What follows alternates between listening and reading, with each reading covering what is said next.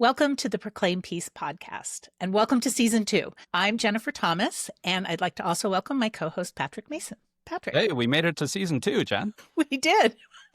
I think I look back over the last 2 years, and I have a hard time imagining how we did it, but we did. We're here.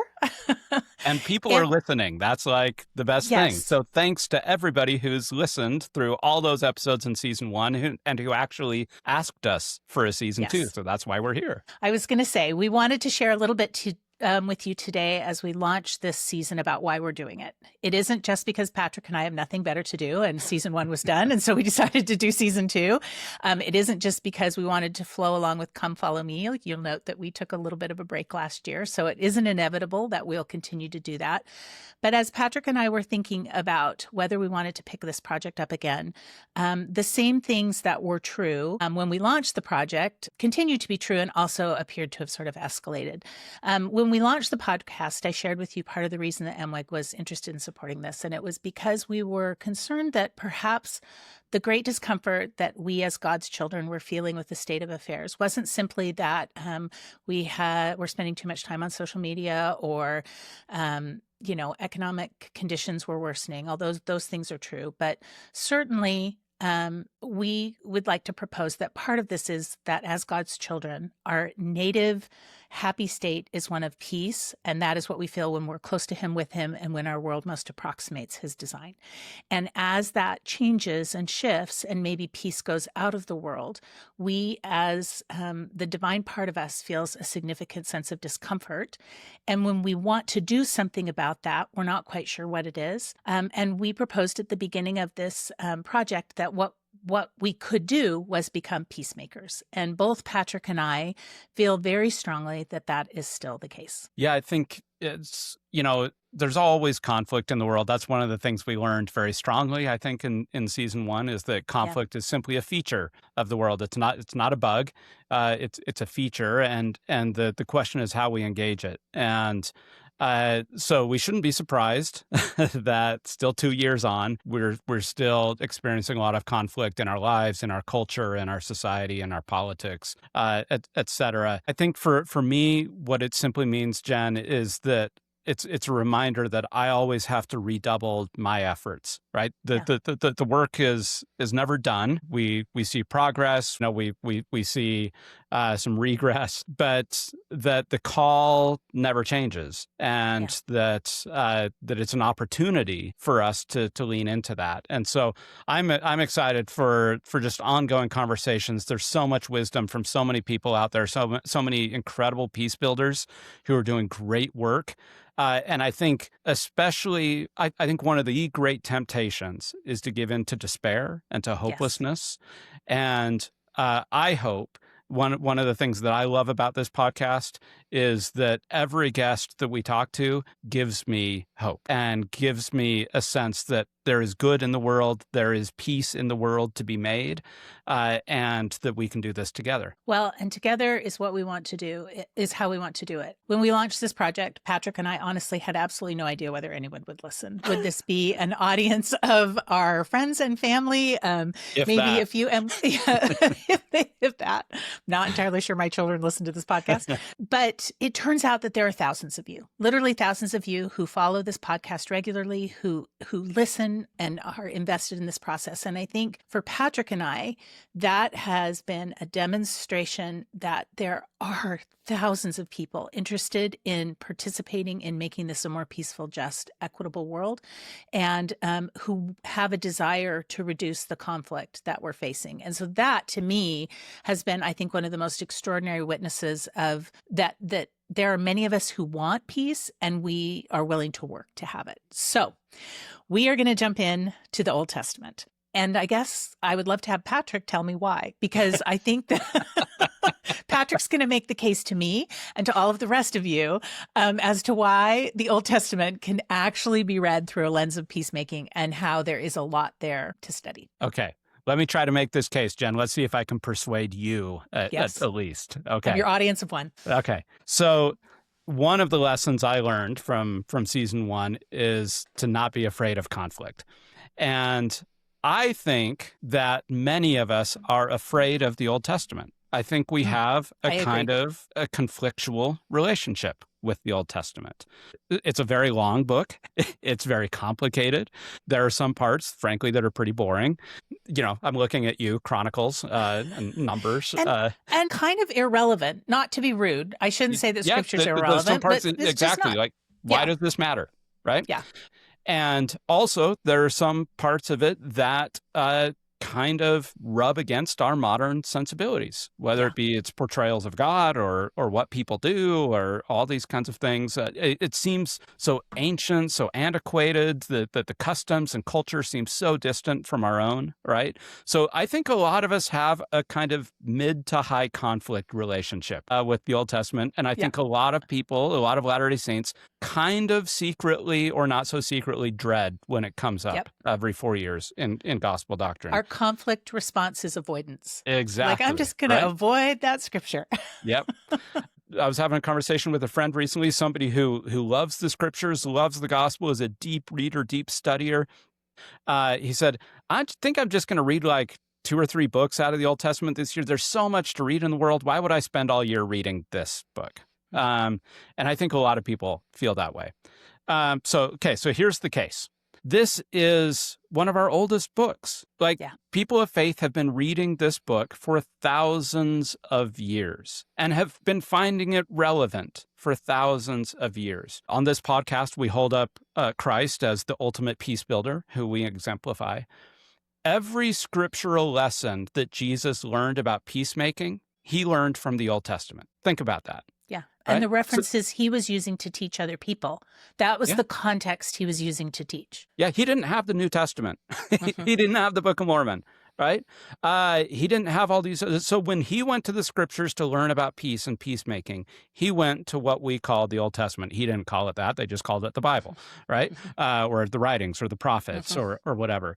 And so sometimes I think we give the Old Testament a bad rap. It's just like this angry God who's like punishing people and it's just violence and genocide all over the place. But there are beautiful lessons of peace and peacemaking that Christ himself learned and repeated and echoed and taught. And so I think there's something to it there. There's one more case I'm going to make here. So I teach at the university. One of the courses I teach is called History of Christianity. And so I teach all the different heresies throughout Christianity, of which there are many. And one of the earliest heresies in Christianity was called the Marcionites or Marcionism. Does this ring a bell, Jen? I've never heard of this in my life. Okay. I think many of us are secret Marcionites. So there was a guy named Marcion very early in the church. This is like 2nd century. And he said, hey, now that we have Jesus, now that we have the writing of Paul, now that we have the Gospels, like he also had the Old Testament. And he says, when I read the Old Testament, I find it kind of icky, right? I don't like the God who's often on display there. So he said, that can't be right. So Marcion, his what he claimed is he says, let's basically toss out the Old Testament now that we have Jesus. He actually recommended that we only read a little bit of the Gospels too. Like he was pretty select. His Bible was very, very slim. But he said, let's toss out the Old Testament because that is not a true revelation of God. That's like a false God that's revealed there. And very early on, it was one of the earliest heresies that Christians across the Mediterranean world rejected. They said, no. Yes, okay, we have the Gospels, we have the teachings of Jesus, we have the teachings of Paul and the apostles, but we're not going to reject the Old Testament. I think sometimes we become kind of secret Marcionites, and so I want us to sort of hedge against that and to say, what is it that God is trying to tell us, not in spite of the Old Testament, but through the Old Testament? Well, and one of the things that I personally love about the Old Testament, even though I do have a little bit of a conflicted relationship with it, is because it brings you face to face with sort of sometimes the harshness of humanity unfiltered, right? Sometimes we prettify things now and we filter things, but the Old Testament, these are stories that are thousands of years old, and you see kind of the basest nature of humanity sometimes on display in an unfiltered way. Yeah, there's no Instagram filter on it. There's no Instagram filter there. There's no New Testament filter. There's no, there's no heretical filter, right? It's just there. And I think people had different sensibilities. And I think it's important for us to, those sensibilities force us to come face to face with in some ways, the darkest places that humans can go. And I think that's partially why we reject that. We want to say, oh, that won't happen. And God actually really doesn't ever get that angry. And we just want all of the badness not to exist. And I just want to present a counterfactual that, to me, one of the beautiful things about the Old Testament is, in fact, the repeated message of God saying, it doesn't matter how bad it's gotten, I still want you back. I still consider you mine. I'm still going to make a pathway for you to return. And so I think if we're starting this new year, as some of us are, feeling like things are a little bit grim, and we're descending into places of darkness that we had hoped we would never see in our lifetime, instead of saying, oh, it's all awful and it's never going to get better, I think the message that we will be blessed to hear over the course of the year, over and over again, is that God is still with us. God still wants us, and he still has made a way for us to be redeemed. The worst things that we do, both as individuals and humanity, need not define us if we turn to God and really are willing to be welcomed in as his covenant people. So that, to me, also is what peacemaking is about. Peacemaking is, at its very foundation, it is redemptive. It is this image of being able to transcend the worst parts of ourselves and become and create the best society possible. So, and our best selves possible. So I think there's a lot there for us, and I am really excited to participate. One of the things I think we do hope to do this year is, because this is the Old Testament, we hope to bring you lots of voices that are not necessarily just Latter-day Saint voices. Yeah. Well, I think you nailed it earlier, Jen. I think we oftentimes read the Old Testament wrong because we read all these stories about the prophets and patriarchs and mothers and matriarchs, and we confuse the Old Testament as a story about the heroic faithfulness of humans. And I actually think the Old Testament, the reason why it's persisted, the reason why it is just as relevant in 2026 as it was 2,000, 3,000 years ago, is because it is about the foibles of humans. Exactly. And the faithfulness of God. Mm-hmm. It's interesting that so I'm Chad Ford and I are teaching an institute class on Christ-like peacemaking, and we just had our first class of the semester.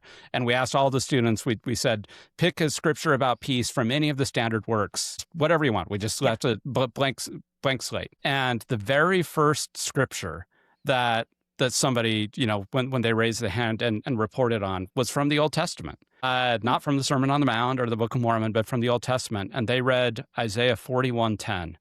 And it's God saying, do not fear, I am with you. Do not be dismayed, for I am your God. I will strengthen you and help you. I will uphold you with my righteous right hand. And I think that is exactly the message to peace builders. In a time of conflict, in a time of despair, I think the call of God is always a call of faithfulness, a call of hope, and God saying, I will support you. I will be on your right hand. And that's the kind of faith that I think the Old Testament can inspire. At least that's the kind of faith and hope that I hope to find in it this year. Fear not. That will be our kind of theme for the year. We hope that you will join us, that you will not fear the Old Testament, that you will not fear the things that are swirling around you in the world and in your life, but that you will be able to come to this podcast twice a month and find antidotes to that fear, ways to ground yourself in peace, and most importantly, to become the source of that peace for those around you. So we are excited for this adventure, part 2. We're grateful for those of you that had joined us on part 1 and hope that you will continue with us as we share more with you about the Old Testament. Thanks for listening to this episode of Proclaim Peace. To hear more, you can subscribe on a podcast app of your choice or on YouTube. You can always find full show notes or transcriptions at proclaimpeace.org. Proclaim Peace is a partnership between MWAG and Waymakers. You can learn more about Waymakers at waymakers.us. Thanks again for listening, and we'll see you next time.